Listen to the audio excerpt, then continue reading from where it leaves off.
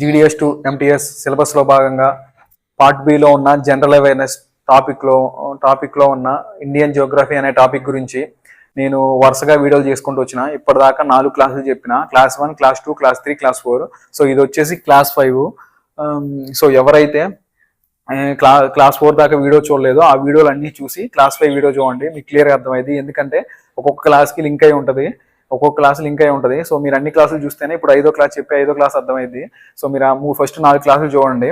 And ఇంకోటి వచ్చేసి ఇప్పుడు ఈ వీడియోలో నేను ఏం చెప్తున్నానంటే భారతదేశం ప్రపంచ దేశాల్లో విస్తీర్ణం పరంగా ఎన్నో స్థానంలో ఉంది. సో మిగతా ఫస్ట్ ప్లేస్లో ఏది ఉంది, సెకండ్ ప్లేస్లో ఏది ఉంది, థర్డ్ ప్లేస్లో ఏది ఉంది అనేది ఈ వీడియోలో క్లియర్గా ఎక్స్ప్లెయిన్ చేస్తా. సో వీడియోలో ఇన్ఫర్మేషన్ మీకు చాలా అంటే చాలా యూజ్ అయింది. ఖచ్చితంగా ఎక్కడ మిస్ చేయకుండా చివరి వరకు చూడండి. అండ్ ఫస్ట్ అయితే మీరు ఈ వీడియోని లైక్ చేసి సబ్స్క్రైబ్ చేసుకుని పక్కన గంట సింబల్ నొక్కండి.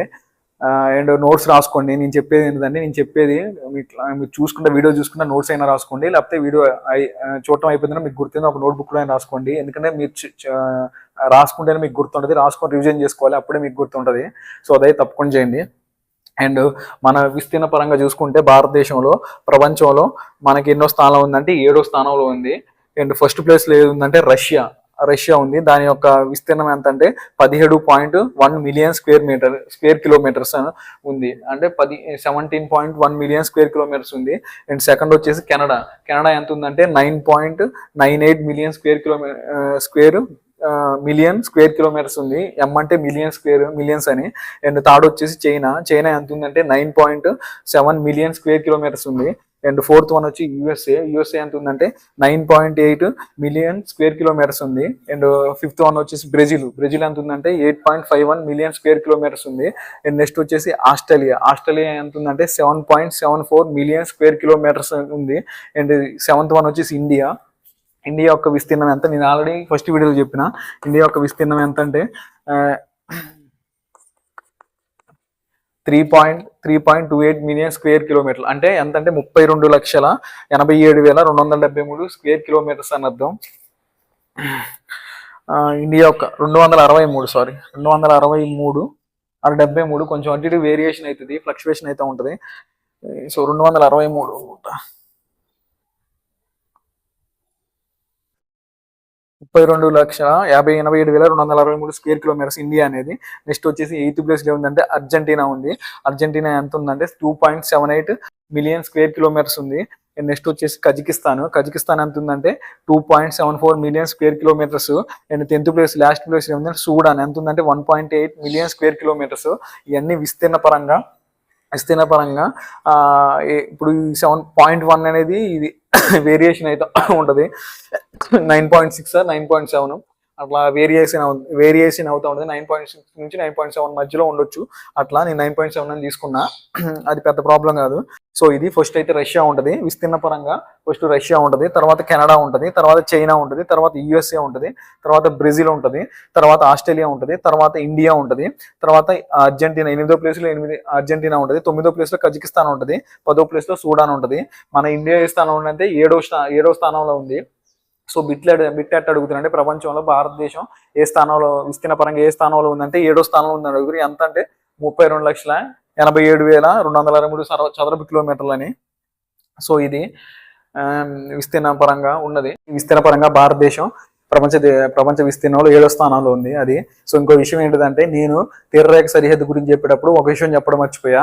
సో అది ఇప్పుడు ఈ వీడియోలో డిస్కస్ చేస్తా. అదేంటిదంటే నార్మల్గా మన తీర ప్రాంతం ఇది కాబట్టి తీర ప్రాంతం నుంచి సముద్ర భాగానికి 200 నాటికల్స్ మైల్స్ దూరంలో, అంటే 200 నాటికల్ మైల్స్ నాటికల్స్ అంటారు.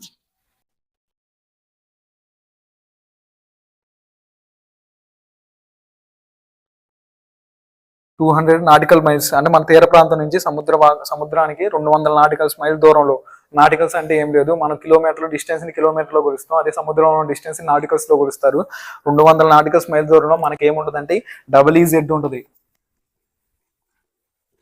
EEZ అంటే ఏం లేదు, ఎకనామికల్లీ ఎక్స్క్లూజివ్ జోన్. అంటే ఆ, అంటే వాణిజ్య హక్కులు అనేవి మనకు ఉంటాయి. 200 నాటికల్స్ మైల్ దూరం సముద్రం మీద మనకి ఎకనామికల్లీ ఎక్స్క్లూజివ్ జోన్ అంటారు, WZ అంటారు. సో ఇది అదేంటిదంటే మనకి సముద్రం మీద ఉండే వాణిజ్య హక్కులకు సంబంధించింది అది. సో ఇది చాలా చాలా ఇంపార్టెంట్. నేను ఆ వీడియోలో చెప్పడం మర్చిపోయా, అందుకనే ఈ వీడియోలో కవర్ చేస్తున్నా. సో అది ఈ పాయింట్ గుర్తుపెట్టుకోండి. ఎంత దూరంలో ఉంటుంది అంటే WZ ఎన్ని కిలోమీటర్ల ఎన్ని నాటికల్స్ మైల్ దూరంలో ఉంటుంది అంటే 200 నాటికల్స్ మైల్స్ దూరంలో ఉంటుంది.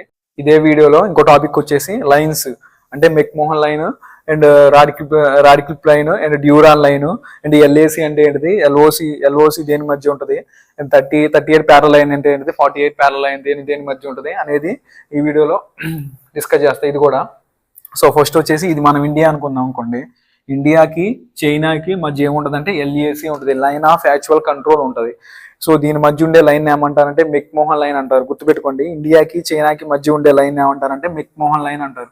ఇండియాకి చైనాకి మధ్య ఉండే లైన్ ని మెక్మోహన్ లైన్ అంటారు. నెక్స్ట్ వచ్చేసి ఇండియాకి పాకిస్తాన్ కి మధ్య ఉండే లైన్ ఏమంటారంటే రాడిక్లిప్ లైన్ అంటారు. ఇండియాకి పాకిస్తాన్ కి మధ్య ఉండే లైన్ ని రాడిక్లిప్ లైన్ అంటారు. అండ్ పాకిస్తాన్ కి ఇండియాకి మధ్య ఉండేది ఏంటంటే LOC ఉంటుంది, లైన్ ఆఫ్ కంట్రోల్ ఉంటుంది. పాకిస్తాన్ కి ఇండియాకి చైనాకి మధ్య ఏముంటుంది అంటే LAC ఉంటుంది, లైన్ ఆఫ్ యాక్చువల్ కంట్రోల్ ఉంటుంది. ఇండియాకి పాకిస్తాన్ కి మధ్య లైన్ ఆఫ్ కంట్రోల్ ఉంటుంది. సో ఇక్కడ ఎక్కువ మిలిటరీ ట్రూప్స్ అన్ని చాలా ఎక్కువ ఉంటాయి. సో అది ఈ రెండు గుర్తు, LOCకి LACకి తేడా అదే. లైన్ ఆఫ్ యాక్చువల్ కంట్రోల్ అనేది పాకిస్తాన్కి ఇండియాకి మధ్య ఉంటుంది, లైన్ ఆఫ్ యాక్చువల్ కంట్రోల్ అనేది ఇండియాకి చైనాకి మధ్య ఉంటుంది. సో ఇది చాలా చాలా ఇంపార్టెంట్, గుర్తుపెట్టుకోండి. అండ్ ఇండియాకి ఆఫ్ఘనిస్తాన్కి మధ్య ఉండే లైన్ ఏమంటారంటే డ్యూరాన్ లైన్ అంటారు. ఇండియాకి ఆఫ్ఘనిస్తాన్కి మధ్య ఉండే లైన్ డ్యూరాన్ లైన్ అంటారు. సో ఈ 3 లైన్స్ ఉంటాయి. సో ఇంకోటి వచ్చేసి మనకి నార్మల్గా ఇది 38 ప్యారల్ లైన్. సో ఇది అవసరం లేదు బట్ చెప్తున్నా. 38 ప్యారల్ లైన్ అంటే దేనికి మధ్య ఉందంటే సౌత్ కొరియాకి నార్త్ కొరియాకి మధ్య ఉంటుంది. NK అండ్ SK, సౌత్ కొరియాకి నార్త్ కొరియాకి మధ్య ఉండే లైన్ 38 ప్యారల్ లైన్ అంటారు. అండ్ 49 ప్యారల్ లైన్ దేని మధ్య ఉంటుంది అంటే USA కెనడాకి మధ్య ఉంటుంది. దీన్ని ఏమంటారంటే 49 ప్యారల్ లైన్ అంటారు. ఉండేదాన్ని 49 ప్యారల్ లైన్ అంటారు. సో ఇది Durand line, Radcliffe line, McMahon line. So ఇంకా ఉన్నాయి లైన్స్. సో అవి మీకు అవసరం లేదనుకుంటున్నాను. సో ఒకవేళ దాని గురించి చెప్పండి, కావాలంటే చెప్పండి, కంప్లీట్లీ దాని గురించి కూడా ఒక వీడియో చేస్తా.